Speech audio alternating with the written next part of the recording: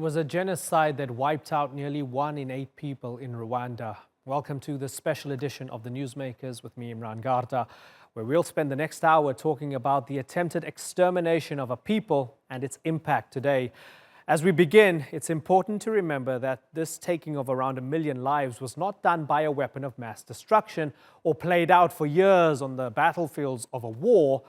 But for just 100 days in 1994, Tutsis were hunted in their homes and cars, schools and streets with machetes and blunt instruments. Their killers were not foreign armies, but state-sanctioned militias made up of their own citizens, and in many cases, their neighbours. As Rwandans remember one of humanity's darkest hours, we'll also look towards the future.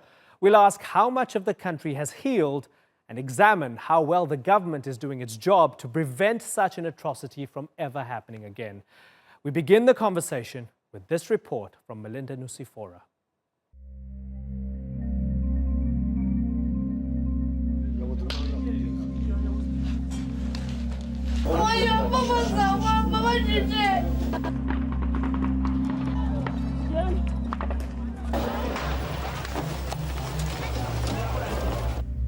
"100 days of death and desperation." Rwanda's dark past still present in the minds of so many. On April 7th, 1994, Hutu extremists turned on the Tutsi minority. Neighbours killed neighbours. Hutu priests and nuns killed Tutsis sheltering in their churches. Husbands even killed their Tutsi wives. In a little over 3 months, at least 800,000 Tutsis and moderate Hutus were murdered. It's thought this plane crash caused simmering ethnic tensions to erupt. Rwanda's Hutu president was killed when his plane was shot down over the capital, Kagame. Hutus blamed the Tutsis, and the next day, the slaughter began. This is the man credited with ending the bloodshed, a Tutsi rebel commander called Paul Kagame. He became president in 2000 and has led the country ever since. To his supporters, he's the architect of peace and unity, a steady hand which has steered the country towards strong economic growth. His critics, however, accuse him of being amongst Africa's most authoritarian leaders. So, what price has Rwanda paid to lay its past to rest?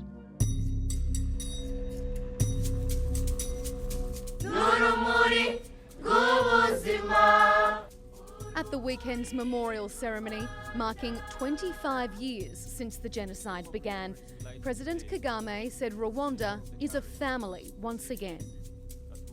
Nothing has the power to turn Rwandans against each other ever again. This history will not repeat. That is our firm commitment. He's also committed to continuing Rwanda's economic recovery. Since he took office almost 2 decades ago, economic growth has averaged 7% annually. International investment is increasing. In June last year, he opened the country's first car factory. Africa does not need to be a dumping ground for second-hand cars or second-hand anything. But at what cost? As far back as 2011, Amnesty International accused Kagame of repressing political dissent and muzzling freedom of speech. I'm not an employee of Human Rights Watch. I don't know who they are. I don't care who they are. About Amnesty International, I've never gone to them for help. I don't give a damn what they say, what they do. It's none of my business. Since then, he's changed the constitution, allowing him to serve a 3rd term. Kagame won the most recent election in 2017 with almost 99% of the vote. Human rights groups say media freedom is almost non-existent and freedom of speech including discussions about ethnicity, is tightly controlled. This is the light. Kagame says out of Rwanda's darkness, light now radiates. The only conclusion to draw from Rwanda's story is profound hope for our world. No community is beyond repair, and the dignity of the people is never fully extinguished. But it's also left some asking if they've traded political freedom for peace and prosperity. Melinda Nusafora, The Newsmakers. Let's go to our panel now. We're joined here in the studio by the Rwandan ambassador to Turkey, Williams Nkurunziza. In Kigali is the president of the Democratic Green Party of Rwanda, Frank Habineza, and also in Rwanda's capital is Phoebe Kanyange. She's the chairwoman of the Party for Solidarity and Progress. I thank you all for joining us here on the Newsmakers. It's a great pleasure having you here. Ambassador Williams Nkurunziza, good to have you on set. Earlier in the day, we tweeted out a bit of a promo, a bit of a teaser for our discussion today. You replied, we said that we were going to be discussing the Rwanda Genocide, where at least 800,000 people were killed. You took some issue with that. Putting the numbers aside, right, because we went with a conservative estimate, tell me why it's so important for you to not call it the Rwandan Genocide and to call it the genocide of the Tutsis. Thank you so much for having me in your studios. One is this month is a period when we commemorate the genocide against the Tutsi that happened in our country in 1994. There is significance to what you call a genocide event. In Rwanda, what happened was a targeted campaign to exterminate a particular group of people, the Tutsis. That is why even the UN deliberately decided to call the events that happened in Rwanda the genocide against the Tutsi. It is important that we acknowledge that the Tutsis were targeted for extermination. Now that we put that out of the way, let's deal with the numbers. The number 800 is a number that has been peddled by the media for far too long. But while that was happening in our country, we did thorough investigations over the last 25 years. And it has been determined through thorough investigation that 1,074,056 people died. For us as Rwandese, we commemorate and remember every life that was lost. It is indecent for anyone to suggest that we take a conservative estimate. No, we know the facts generated out of thorough investigation that a specific number of people died. Right. Do you accept that it doesn't necessarily come from a bad place when people say at least 800,000 because they go at what they see being reported most often by international institutions? It's not because they're trying to downplay it in any way. The genocide against the Tutsi is part of our own history as a people of Rwanda.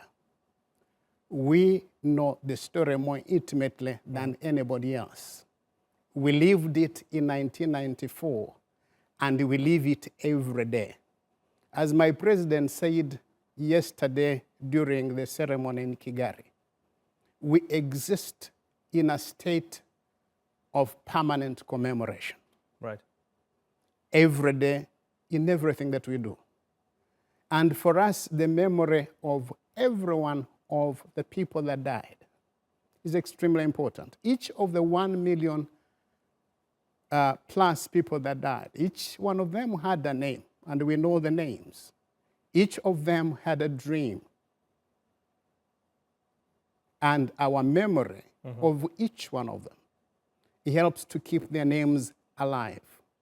And our dedication to building a better country keeps alight the flame of their own dreams.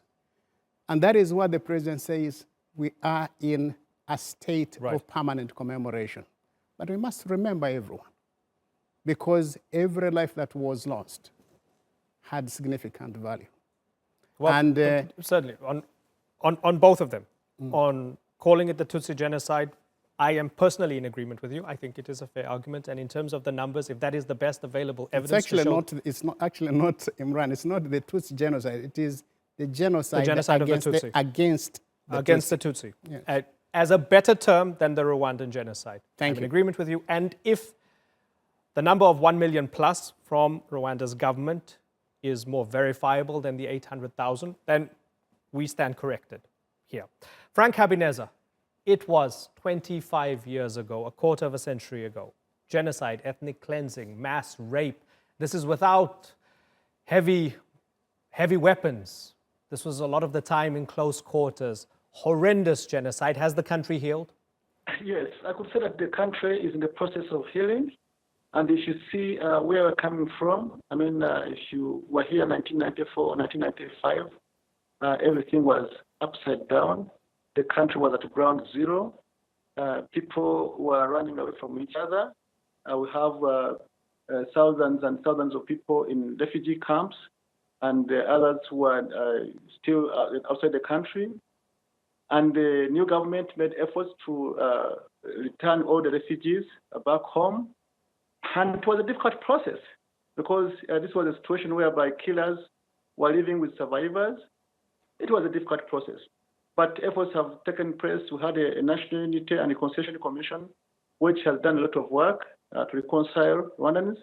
Also, there have been some government policies like the issue of banning ethnic identity, national identity cards. Because from 1935, the Belgian administration introduced ethnic identity, put them into the national identity cards. Right. So in 1994, just 2 months after the genocide, the new government banned that. So the new identity cards were issued, which could identify everybody as Rwandans, not either Hutu or Tutsi or Twa. So this has been a process of healing. And I could say that, yes, we are not yet where we want to be.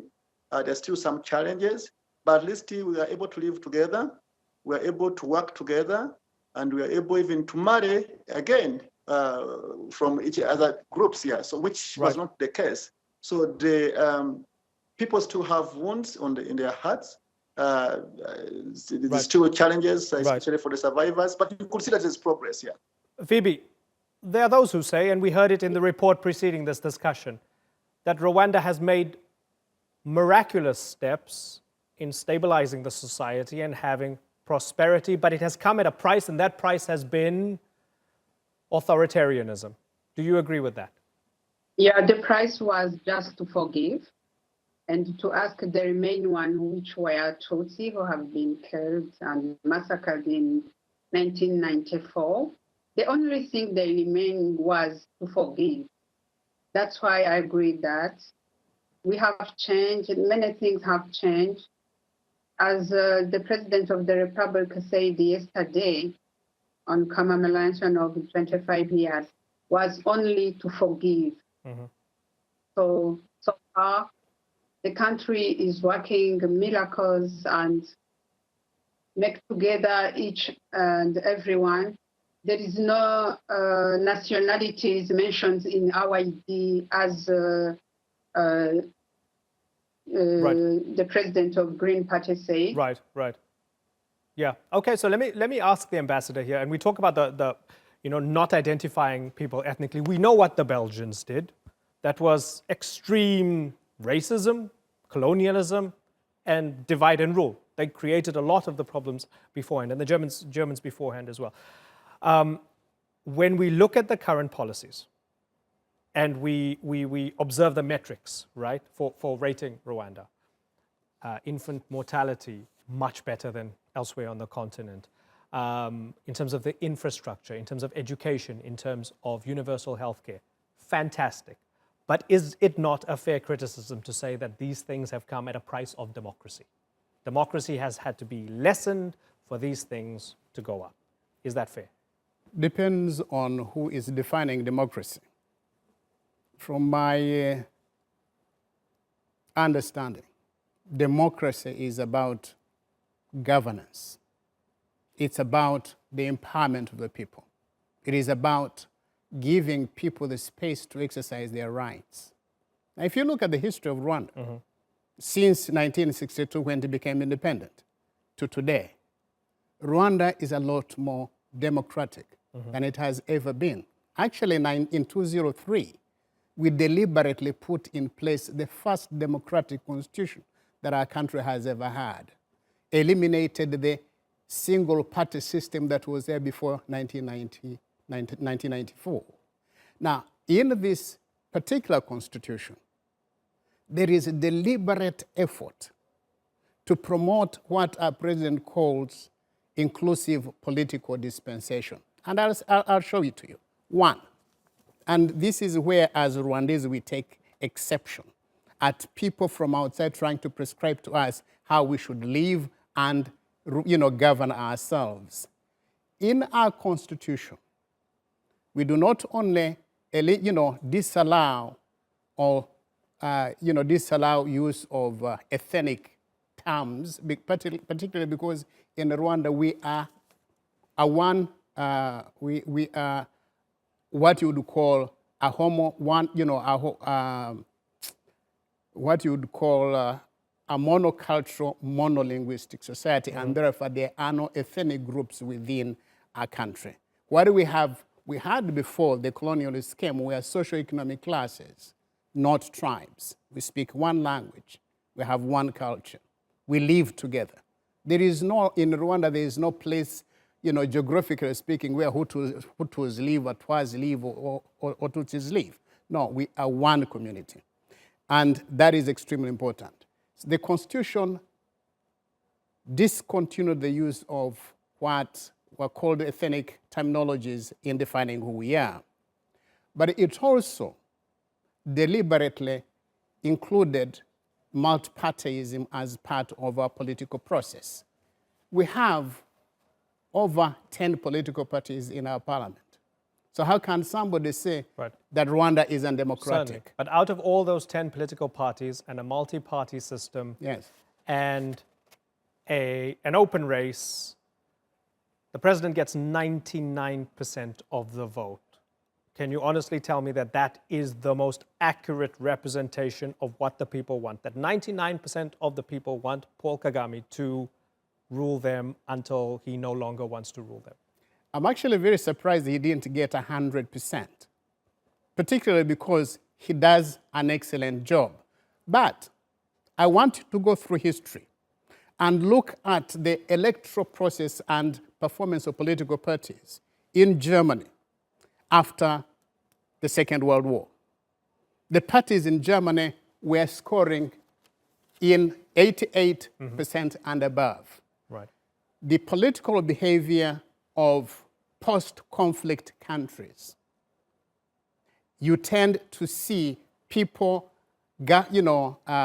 moving towards parties that provide them solutions, not because they are dictators, but because they provide solutions and people see value in what they have done. Now, from what you have said, since 1994, Rwanda has undergone phenomenal transformation. The transformation you have in Rwanda cannot be because of dictatorship, because of authoritarianism. It is because of inclusive political dispensation that allows people to own the process of their own governance. And the process of decentralization in Rwanda is real. Decisions happen at the village level. Our people have taken control of their political existence, and they have become a lot more discerning. No one lies to them anymore. Right. Okay, and let me ask Frank Habineza, as a leader of the Green Party, do you feel there's a free media where you can express yourself as openly as you want to? Well, as you may be aware, we are an opposition party. The Democratic Green Party of Rwanda is an opposition party which was started in 2009. And one of our key issues in our manifesto is campaigning for freedom of expression, freedom of the media, and other rights. So we still see challenges in the media, and but most of those challenges we've been able to highlight them and to ask for a vibrant media. The real issue more is not that journalists have been refused to speak or to say what they should say, but the issue is about financial means. So the problem we have now in Rwanda is that the media industry is very poor. The radio stations, they cannot be able to pay their staff. Most of the newspapers have closed down because they cannot be able to function. And we also blame a part of that on the government because government does not advertise in independent media. They prefer to advertise in the public media or friendly media. So we've always been asking for a change on that. And we as a party have also promised in our manifesto, but also on our campaign trail, that we will introduce a new bill, a new law, and which will create a fund, a media development fund for Rwanda. The media development fund will be able to give soft loans to journalists, media organizations, but also to compel the government that at least 50% of government tenders should be advertised in the private media. I want to ask you, Frank, I'm sorry to interrupt you. I want to bring Phoebe in here. Phoebe, is media one of the places where there's still work to be done? Not only media, but there is also a free press like industry, where you can see that the government has gone far. Okay. Williams Nkurunziza, when we have Doctors Without, Reporters Without Borders saying that censorship is still ubiquitous in Rwanda and self-censorship is widely used to avoid running afoul of the regime. This is what they say, their words, not mine, right? Mm-hmm. And I'm curious about this. The specter of the 1994 genocide is still used to brand media critical of the government as divisionist. So this idea that, I don't like what you're saying, you're dividing us and we know what dividing us has done to us in the past. Is that a fair criticism, that there's this overcorrection in keeping things very still and stable? Don't say things that upset us. We come from a history where the media was used as an instrument for stoking up emotions and for propagating genocide ideology and mobilizing people to commit genocide in 1994. So you can understand when we preach caution in the way the media behaves. But here is what I can say, and Habineza and Foibi can confirm. We have more television stations in Rwanda today than we had in 1994. We have more newspapers in Rwanda than we had in 1994. We have a more vibrant social media infrastructure than we had. We didn't even have it in 1994. So the idea that the media has been censored is not necessarily correct. The fact that government is not advertising in every other publication, that is a choice of the government that has to make. You advertise through vehicles that you think are going to add value to what you're trying to do. But that is a conversation people can have. All I can say is we have a more vibrant media today. And people within the print media, within social media, exercise their freedom to speak very openly. But as Rwandans, we are also very cautious of the need to preach moderation. Are there people who still want to incite violence based on, and you said we're not tribes, we're monolingual, we're monocultural. Is there still something bubbling that you need to keep a lid on? That's why you're being cautious. Are people inciting to kill the Tutsi or Hutus? I am glad you asked that.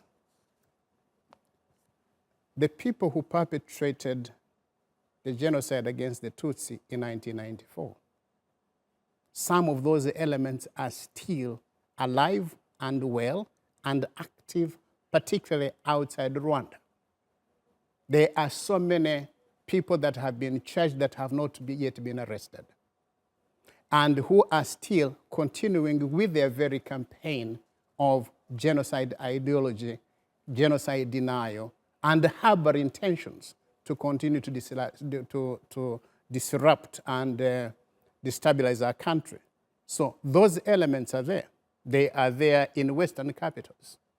We are still, many of them have been determined to have committed acts of genocide against the Tutsi. Mm-hmm. We have requested for their repatriation, for their arrest and trial. Some of them have. Many of them have not yet been arrested. I don't know whether you followed the ICTL trials.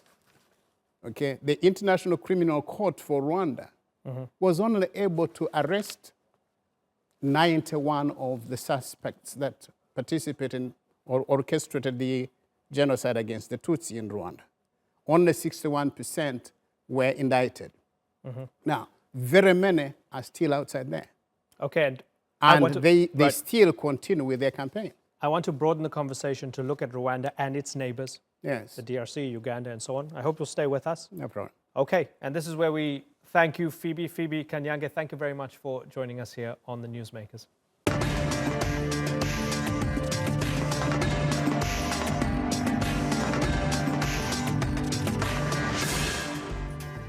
After the break, we'll continue our special look at the Rwandan genocide by asking how the atrocity still affects the country's relationship with its neighbours 25 years later.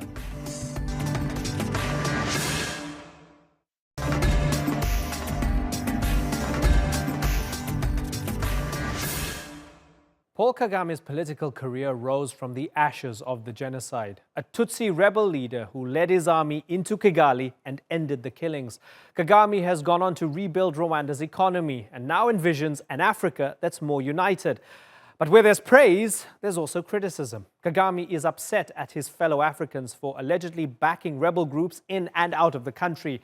And this tension has affected relations with Burundi, Uganda, and most of all, the Democratic Republic of Congo. So while Rwanda is still reeling from atrocities of a quarter of a century ago, can it also heal several disputes with its neighbors? Here's Denise Savoya.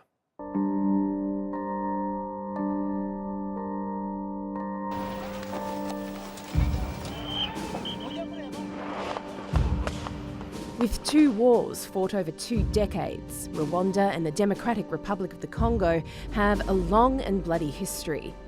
The First Congo War began in 1996 when Rwanda and Uganda invaded eastern Congo to root out remaining Hutu militia. After as many as 1 million Tutsis were slaughtered in the 1994 genocide.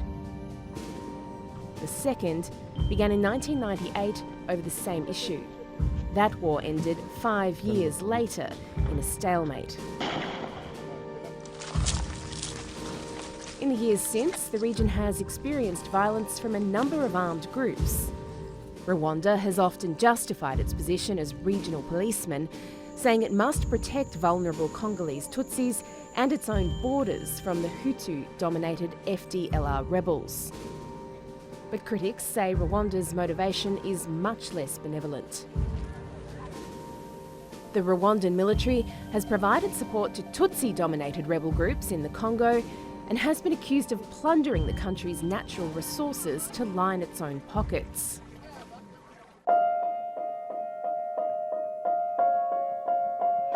When he took office in January, Congolese President Felix Tshisekedi pledged to address the militia violence plaguing the East. Earlier this year, his government handed over 2 top FDLR officials to Rwanda after they were arrested on the border with Uganda. And in a diplomatic first, Tshisekedi paid tribute to the victims of the Rwandan genocide on the sidelines of last month's Africa CEO Forum in Kigali.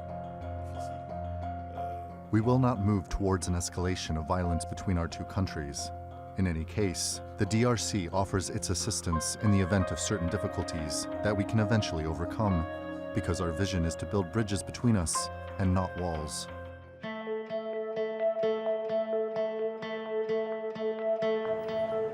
Ultimately, it may be money that brings the 2 countries back together. The Congo is an important trading partner for Rwanda, accounting for almost 90% of Rwanda's informal cross-border exports. We want to be serious with matters of stability, of development, and we can't achieve that without, as I said earlier on, without cooperation, without working together, without really focusing on the common interests of our countries, of our people, which we should be representing. Last week, Rwanda's national airline announced it will begin flights to the Congolese capital at the end of this month. So, does this mean their neighbourly relationship could finally be taking off? Denise Savoya, The Newsmakers. Well, joining me now in Canterbury in the UK is Alex Ntung. He's an independent DRC analyst and author of the autobiography Not My Worst Day. In Brussels is Christoph Vogel, who's with the Conflict Research Programme out of the London School of Economics and Ghent University. And still with us from Kigali is Frank Habineza, the president of the Democratic Green Party of Rwanda. And of course, here in the studio, Rwandan ambassador to Turkey, Williams Nkurunziza. Let me start with you, Alex. So we have Felix Tshisekedi go and pay tribute at a genocide memorial. Massively symbolic. DRC leader doing this to commemorate and pay tribute to the victims of the genocide 25 years ago. Back home in the DRC, he faced some backlash. Some people said, well, you know, Rwanda caused a lot of trouble in the east of our country. They looted, they armed militias, they killed people. Is that an indication of just still how raw a lot of things are for a lot of people in DRC? It is. I think what we saw last week was historical. I know is a message you can expect from any leaders who is responsible to a country that saw nearly 1 million people killed in 100 days. You would expect some moral kind of message, really, to acknowledge what happened. But going back to your question, really the backlash that he received is an indication to really what the divide country that he's leading, and how actually that division is very much directly linked to our neighboring countries. Okay, yeah, and let me bring in Christoph here, because we talk of the neighboring countries. So we've got DRC, especially the east of the DRC. We've got Burundi, and we've got Uganda as well. Can we say that 25 years on, most of the geopolitical tensions that Rwanda experiences and the region experiences stem from the genocide of 25 years ago, and there's still a lot of unresolved stuff going on? Well, it depends on how you see things exactly. If you want to start 25 years ago, obviously the exodus of the genocidal forces from Rwanda into what was then Eastern Zaire was a massive trigger of conflict and violence in Eastern Congo as well. However, despite that these genocide forces still exist, we also do have a lot of other reasons for conflict in Eastern Congo, some of which are originating even before the arrival of the Rwanda Genocide, and others that have emerged in the larger conundrum of conflict ever since. Let me circle back to the ambassador here. We see tensions with Uganda at the moment, tensions with Burundi, accusations that both countries are somehow, if not supporting, but at the very least giving refuge to forces that your country does not like. Is this a dangerous period that we're in? It's a tricky period we're in, yes, and there is no question as to whether subversive elements that seek to destabilize Rwanda are receiving support in some of the countries that you mentioned. And we have had open discussion with these countries about these issues. We are interested in building peace within our region and building peace with our neighbors. Even though, and this is something that President Kagame has talked about, the elements of destabilization and the efforts to destabilize the country by forces that emanate from these neighbors are known. Why do you think they're doing it? Why do you think they're doing it? We don't know. But we have had a conversation with them. Our president has had a conversation with them to encourage them to not do it. Because what we're interested in is building peace within our region. And this is why, personally, I think that what President Tshisekedi did when he visited Rwanda, not only to engage his Rwandan counterpart, but also to pay respects to those who perished during the genocide, was a very statesman-like gesture. It took good leadership to be able to stand up and be counted, okay? To stand on the side of the victims of the genocide, and to say, this isn't right. And his expression of interest to working with his brothers in the region to build peace, that is the language that we seek. And that is what we would like to see coming from the countries that you referred to that may be siding or aiding those who seek to destabilize our country. But like the president said, we have gone through a very difficult time. We have learned very, serious lessons. And we have dedicated ourselves to ensuring security in our country, as well as contributing to peace building within our region and within the continent.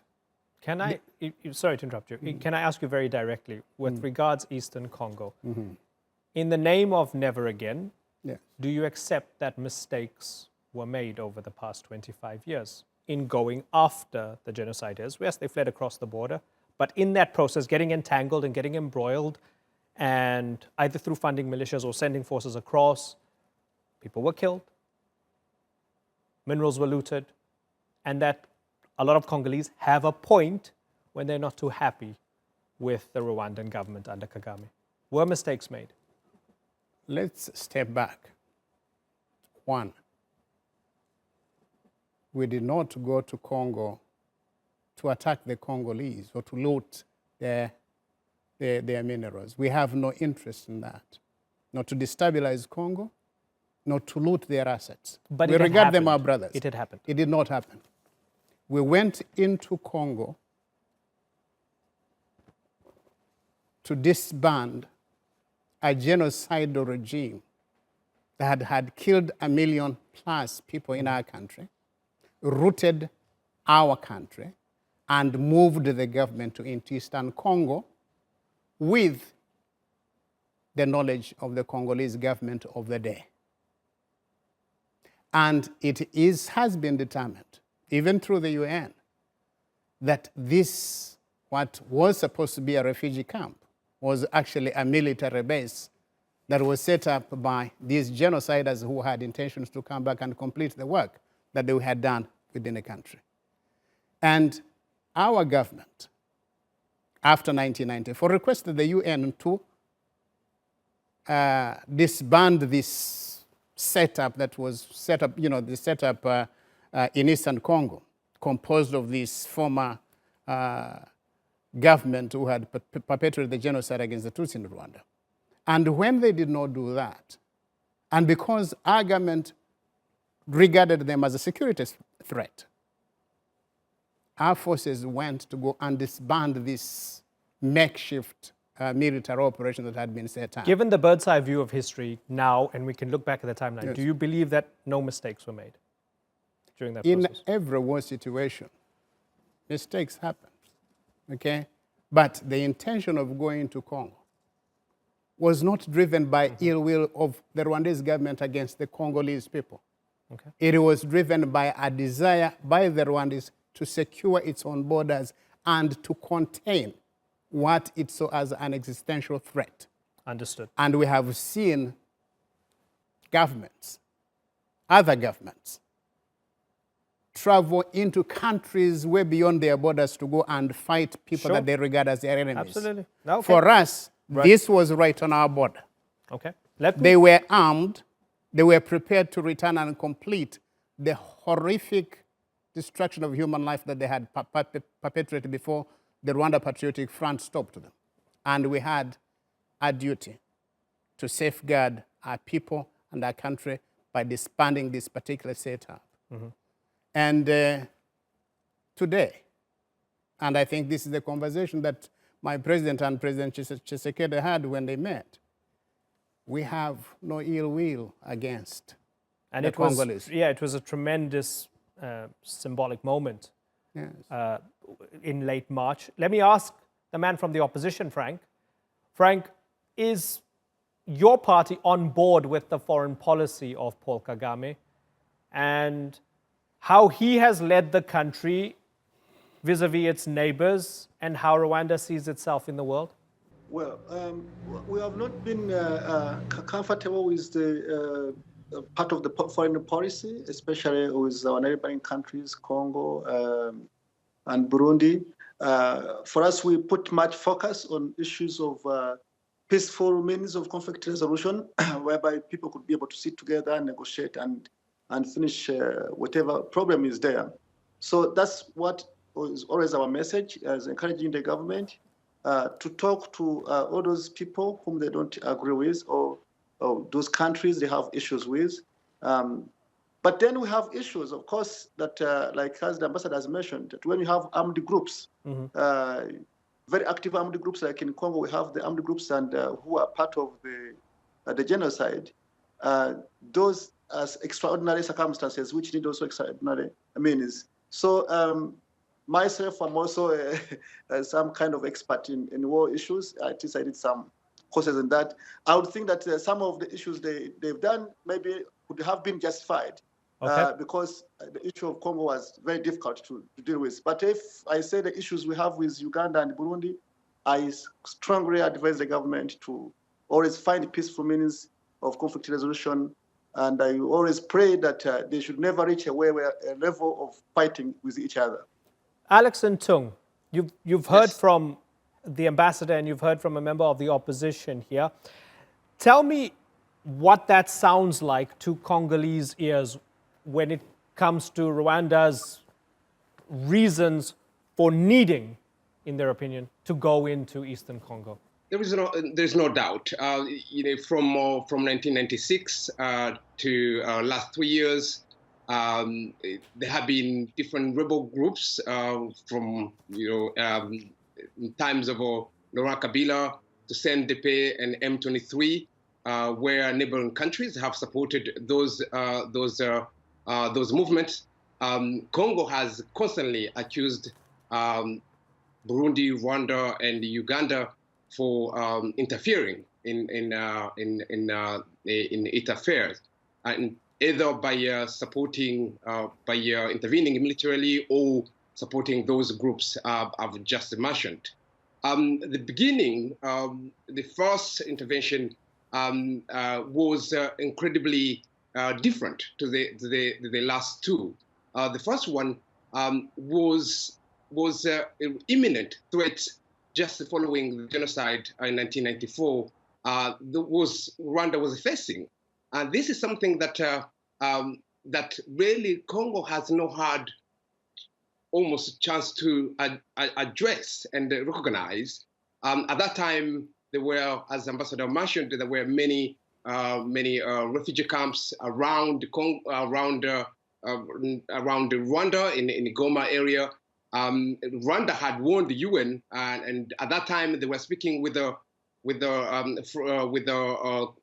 DRC, the DRC government, Kengo Wadondo at that time, really trying to address the issue between both the countries. But that did not happen. Going forward, the two other rebel groups that really emerged were mainly around the relationships between both the countries that was deeply contentious, and whereby that's where some other agendas could have been involved in.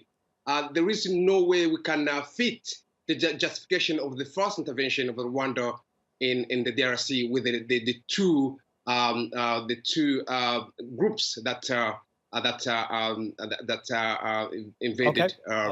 Okay, and I'm going to get the ambassador to respond to that in just a second. Just a second, ambassador, and you're going to get a chance to fully respond to that. I just want to get Christophe to add to that. I want to ask you, Christophe, in a nutshell, how would you define Kagame's foreign policy, or his regional policy at the very least? Is there a way to define it? Does it have a certain purpose and style?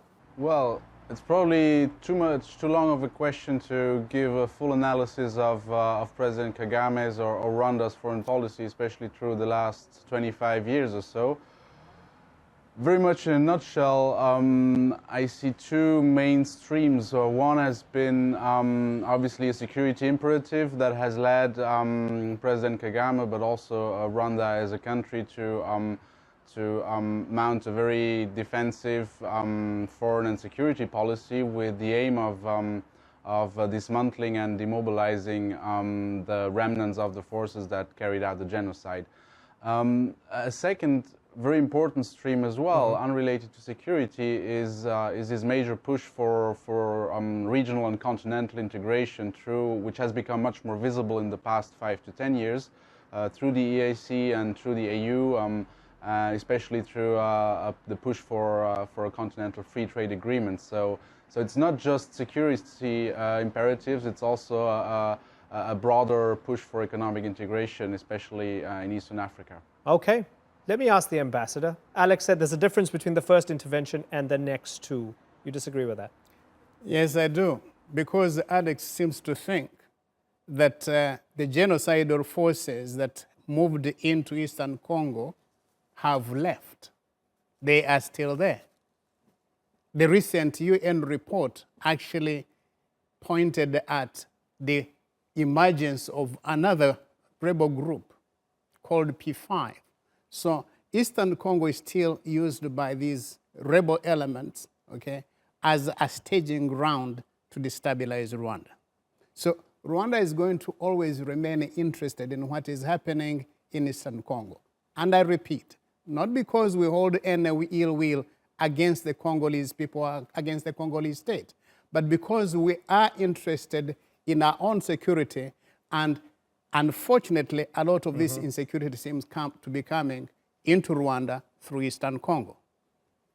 If you have followed the news reports, there are, military skirmishes and incursions out of Eastern Congo that regularly cross into Rwanda.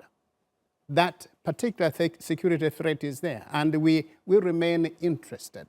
But we hold no ill will against the Congolese people and would like to work with them to ensure that security across our borders is much more robust and much more strong, so that we do not see any threat to them or a threat to us from their own space. Now, with regard to our foreign policy, Rwanda is very passionate about our own internal security, particularly given the special circumstances that underpin our history.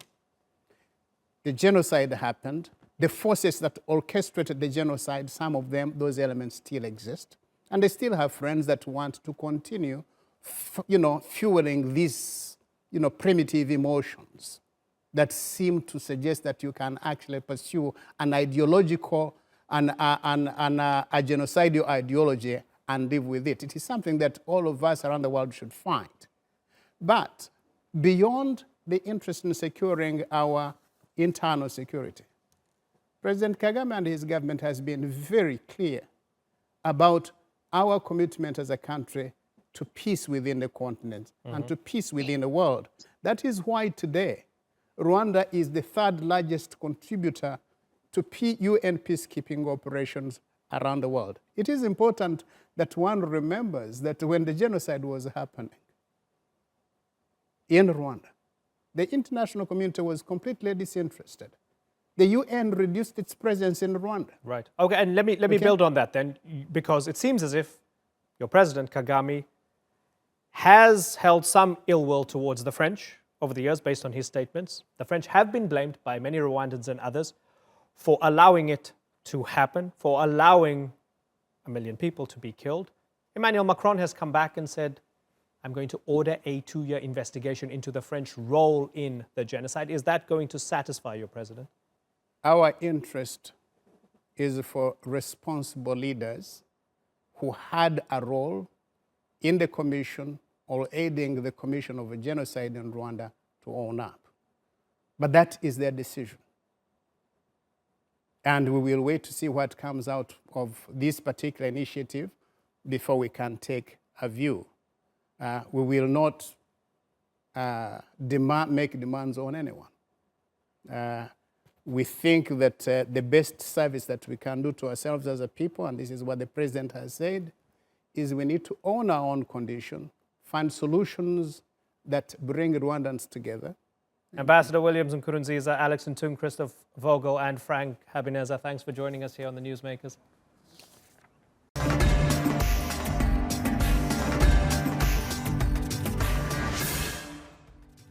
And that's all for this edition of the Newsmakers with me, Imran Garta. Check out more of our stories on YouTube, Facebook, and Twitter. Remember to like, follow, and subscribe. Next time, we look at the standoff between the United States and Turkey over F-35 jets. Will the US impose sanctions on Turkey? Until then, we leave you with one more look at the vigils and commemorations from the 25th anniversary of the Rwandan Genocide. This is the light of remembrance, the light